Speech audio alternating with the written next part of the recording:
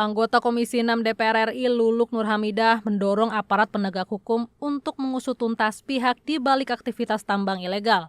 Pasalnya aktivitas tersebut membutuhkan biaya yang cukup besar untuk membeli peralatan. Luluk menekankan kepada aparat penegak hukum agar tidak terlibat dalam kegiatan tambang ilegal. Berdasarkan banyaknya kegiatan tambang ilegal baik di darat maupun laut, ia menduga ada pembiaran terhadap aktivitas yang merugikan negara ini.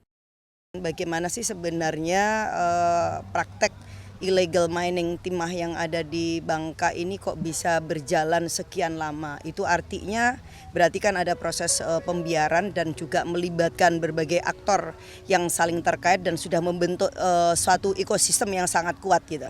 Karena kerja-kerja yang dianggap ilegal itu kan nggak bisa berdiri sendiri kalau tidak ada backing, tidak ada modal, bahkan tidak ada dukungan equipment yang itu juga tidak murah. Sementara itu, anggota Komisi 6 DPR RI Rieke Diah Pitaloka menyinggung penegakan hukum terkait korupsi timah yang mencapai 300 triliun rupiah yang seharusnya bersifat progresif, tidak pandang bulu, dan tidak sekedar menyasar publik figur. Kalau kita lihat mereka kerja untuk hidup ya. Untuk hidup saya yakin mereka bukan yang menikmati kasus korupsi yang indikasinya 300 triliun lebih. Begitu pertanyaannya, siapa pengepulnya? Ya, itu menjadi penting. Siapa pengepulnya dan ini tanpa iup, tanpa izin, tapi mereka masih bisa beroperasi.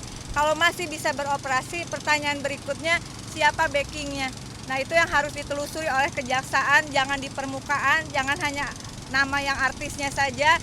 Dari Kepulauan Bangka Belitung, Helmi Darmawan, TVR Parlemen, melaporkan.